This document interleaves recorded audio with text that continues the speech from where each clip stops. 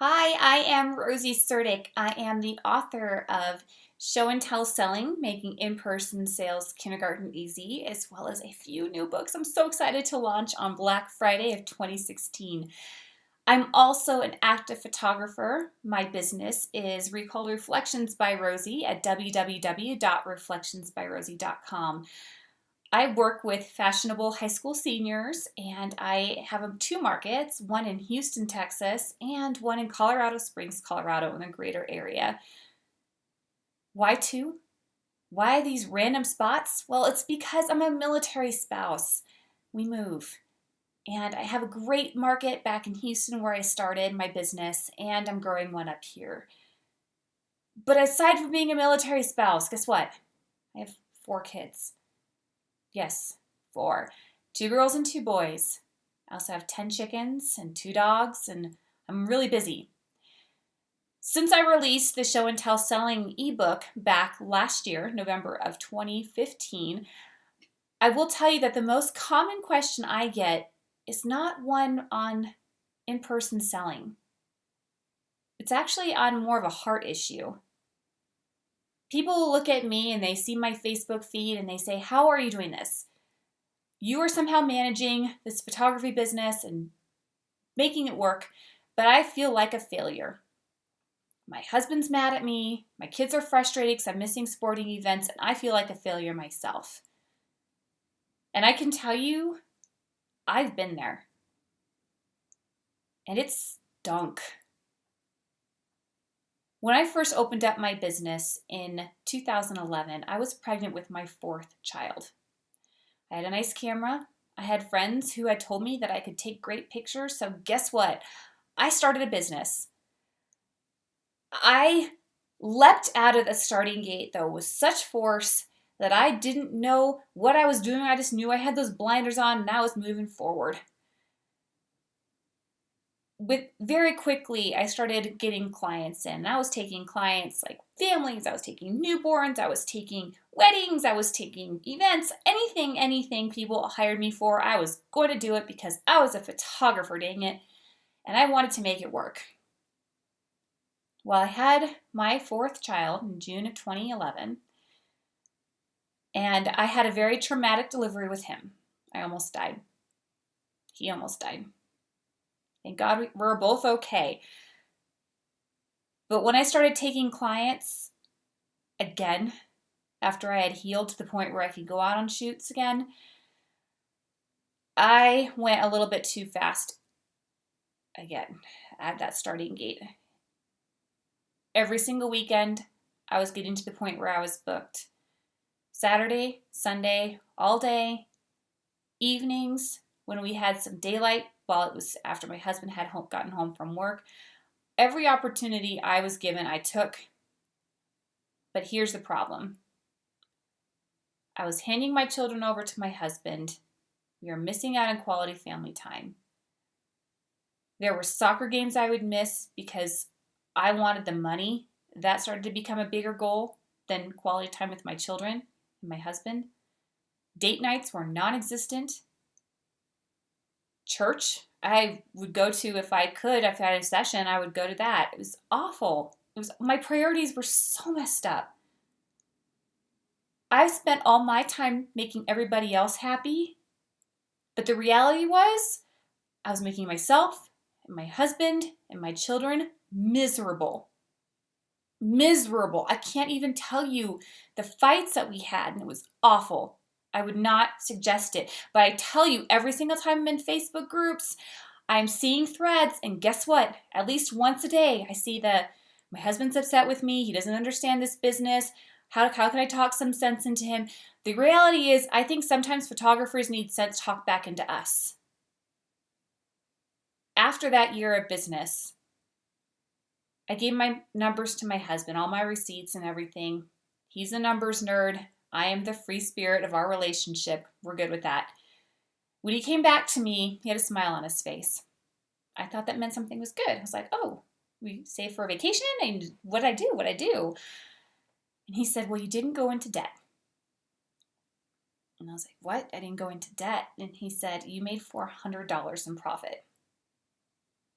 After I had bought my camera and my new computer that could handle my camera's software, after I bought a Photoshop license, after all the little things, props, anything that came my way, I had only made $400. That $400 sacrificed time that I will never get back with my family. It sacrificed soccer games I will never be able to cheer at for my children. It sacrificed date nights that I'll never get back with my husband.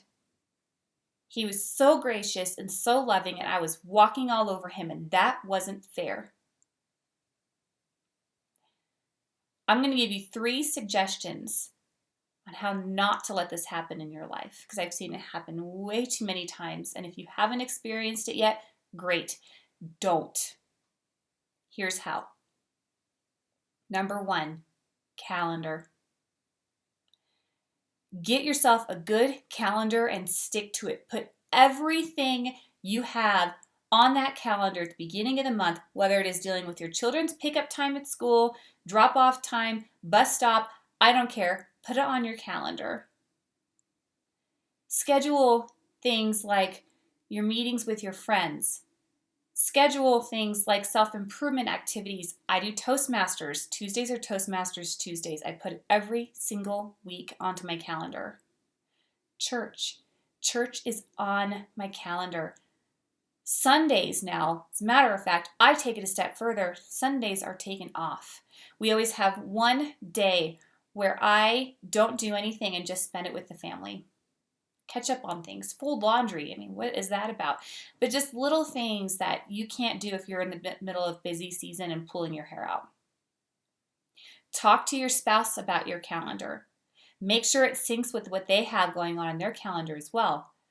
My husband, for example, loves to hunt. So in this time of year, which is fall, if he wants to go out hunting and he has time that he has already scheduled, I'll make sure that that is on my calendar.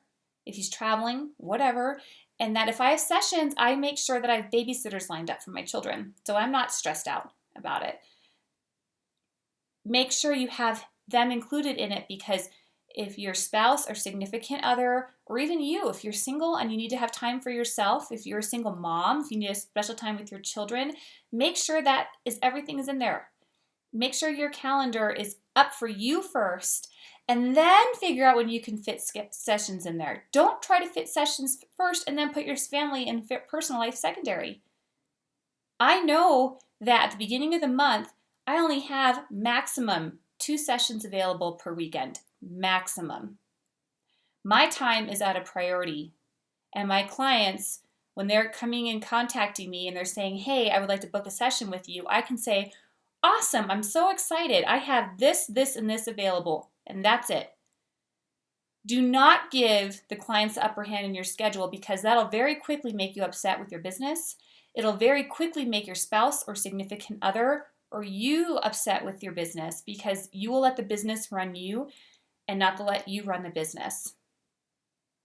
Another actionable item is really, as I mentioned before, talk with your spouse, significant other, or you.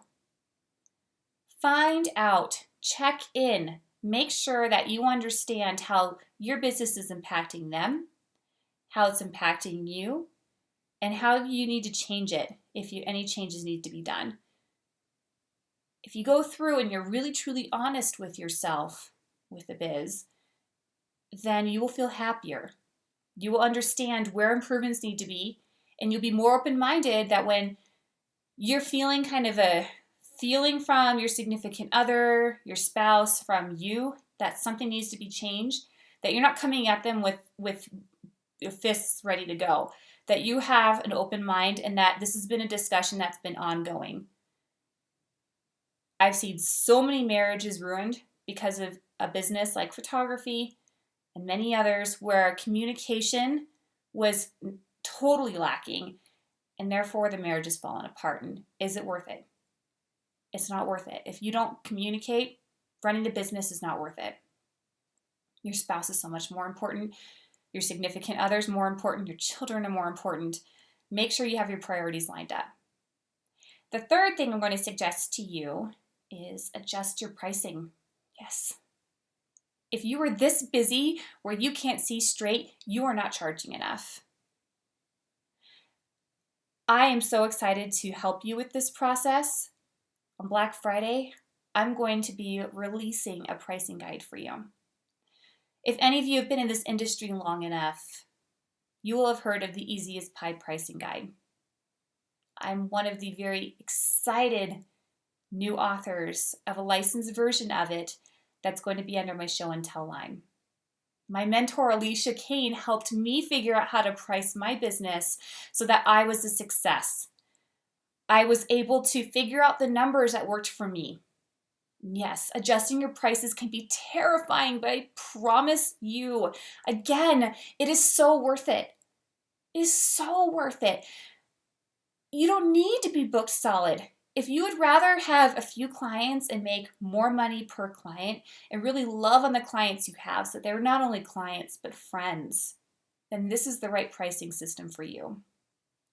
If you have a life that you want to make sure that you have balance in, then the Easy as Pie pricing guide, licensed version under show and tell selling, is for you. I promise it. And I'm so excited to teach you this as of Black Friday. All of these changes that I mentioned to you, calendaring, have communication with your significant other or spouse or you, and adjusting your prices. Every single one of them will make your business change for the better. Every single one of them puts you back in the driver's seat and helps you realize that your clients don't have to drive your business. You can. And as someone who has been through it and made the mistakes and done that, I understand why I get asked this question a lot, because people are hurting and I don't want to see them in this industry anymore. Thank you so much, and I would love for you to subscribe to my email list if you want to get more information from me, Rosie Surdick, and my future products that'll be coming out. My email address, if you have further questions, is info, I-N-F-O, @reflectionsbyrosie.com, and Rosie is spelled R-O-S-I-E. Again, join my email list. I will not spam you, but I give you great, practical, kindergarten easy solutions to your problems that will make your business a success. Have a great day, and I cannot wait for the next installment.